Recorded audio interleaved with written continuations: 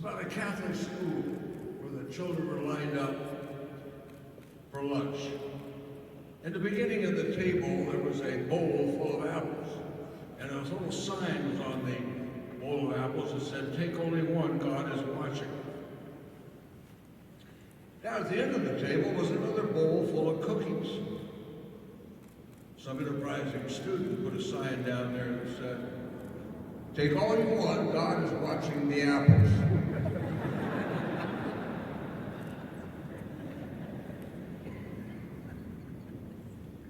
I'm sure God is watching us today as we honor this warrior, Barry Goldwater.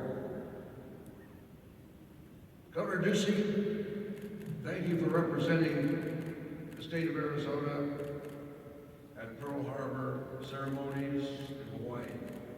That had to be an emotional experience to be there.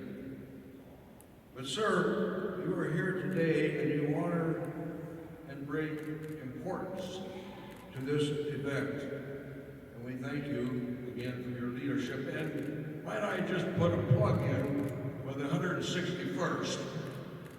As Commander-in-Chief, we need 4 more airplanes.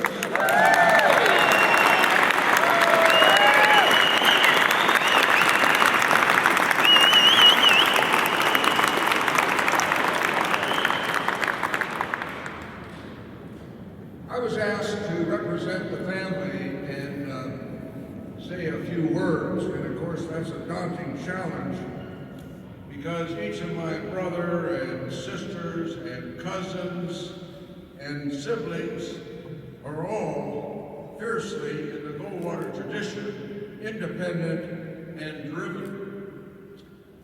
It is daunting to be here, especially in front of this gigantic flag. It just gives me the shakes when I see the American flag. And so here I am, and I will do my best. The question is, where do you start? Well, he was born 1909 in the territory of Arizona. He was commissioned as second lieutenant at the age of 21 in the United States Army Reserve. He flew P-47 Thunderbolts across the North Atlantic to Europe. He was stationed in Karachi, India, serving the Asian theater, flying the hump, the Himalayas, supplying supplies and ammunition to General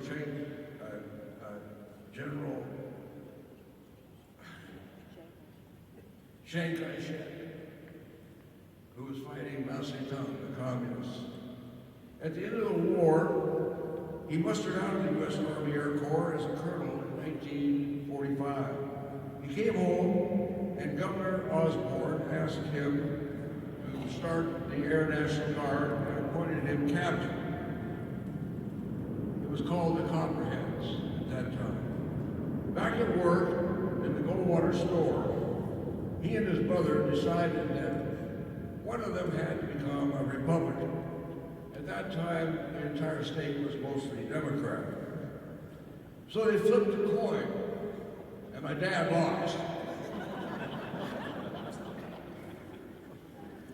I remember reading Dear Abby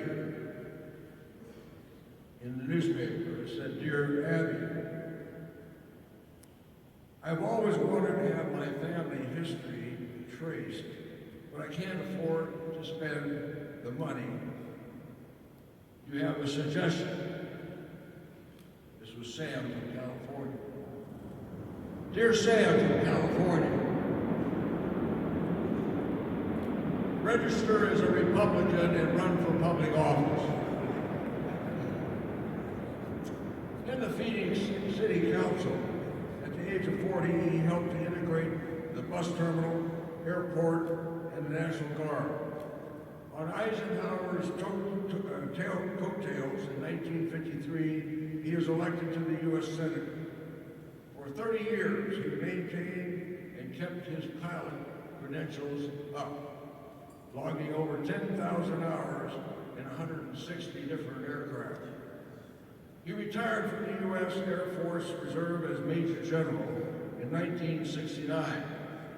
1969 happened to be the year that I was elected to the United States Congress from California and had the honor of serving next to my father. One of the few times that has ever happened in the history. He ran for president in 1964 and was defeated by Lyndon Johnson. He was chairman of the Senate Armed Services Committee. K7UGA was his ham radio call signs, where during the Vietnam War he passed over 500,000 phone calls to family members. He fought to repeal the draft. He was inducted into the International Swimming Hall of Fame. He was invited to become a member of the Royal London Photography Society for his extensive photographic work and publications. He authored legislation conferring veteran status on the WASP, Women Air Force Service Pilots. He co-authored the Goldwater Jr bill that reorganized the Department of Defense. He supported the nomination of Sandra Day O'Connor, the first woman in the United States Supreme Court.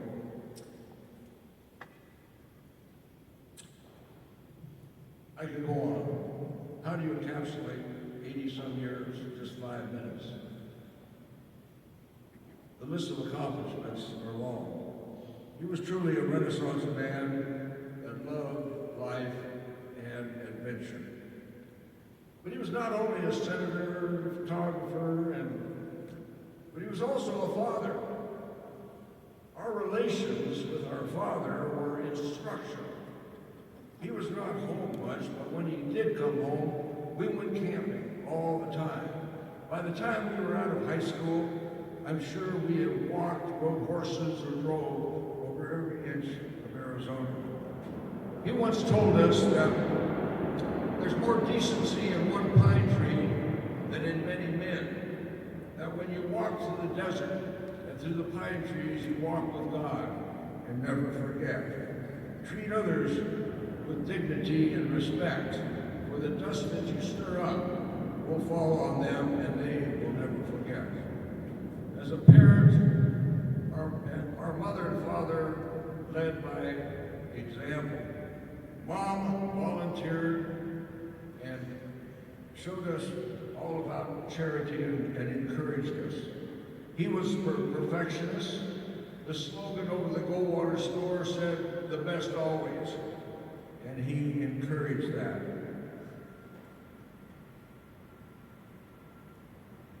He worked hard and he encouraged that also. He was always honest and he drilled that into us. Most everyone liked our mother and father. They were fun to be around. He was respected by all politicians from both sides. You knew what he thought and could count on his word. We watched, learned, and listened and hoped that some of that would rub off on us. While away during World War II, we would get letters from our father admonishing us for our misbehavior. We didn't know how he knew that, but later we found out that he had a little friend, a bird, by the name of George, who would tell him what's going on at home. And of course, at that time, unbeknownst to us, our mother was feeding him all this information. Believe me, we could hardly wait till he came home and we could get our hands on that little bird, George. He had an extensive gun collection, which Mike and I were obligated to clean and keep oil.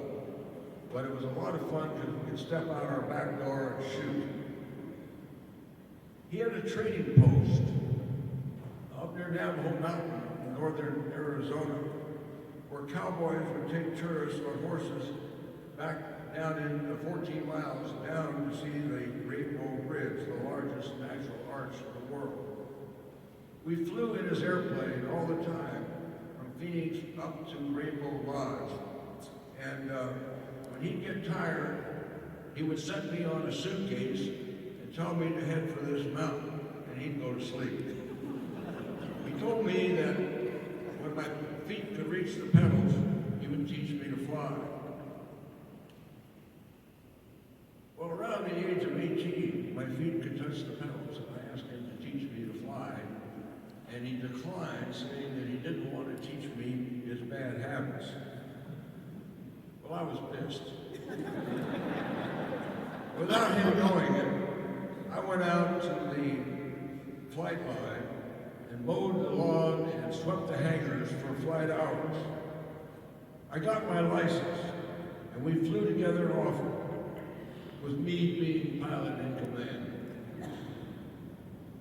Senator Goldwater was a man of moral conviction, integrity, and honesty.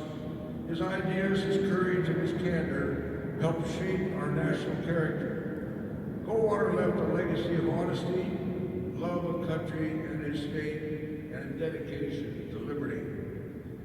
He once reminded me that you can have all the money in the world, but without friends, you're very poor. And I think he would look down upon us today favorably, knowing that he was blessed and quite wealthy. He loved his family, he loved nature and outdoors, he loved his country and his state, and yes, he had a special love for flying, but an unabashed love affair with the Air National Guard.